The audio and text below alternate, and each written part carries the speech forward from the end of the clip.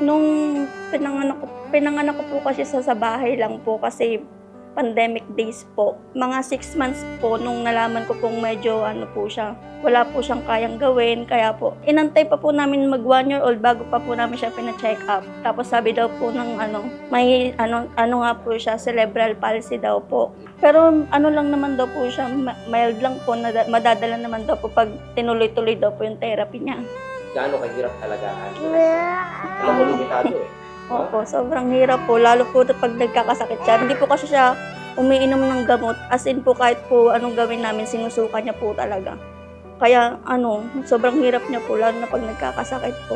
Merong ganyang kondisyon, siyempre, na kumbaga yung gastusin dyan, siyempre, pagpaparehab, gamutan, siyempre, yan, medyo mabigat, di ba? Sa weekly po niya is umabot po ng 4,000 po, ganun, or 5, mga ganun po. Meron po siyang maintenance po para po sa buto niya po.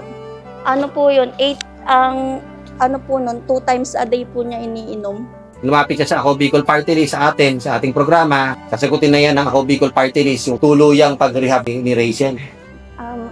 Thank you po sa Ako Bicol Party List po, kay tsaka po sa inyo po, sa mga staff po. Maraming salamat po sa inyong lahat.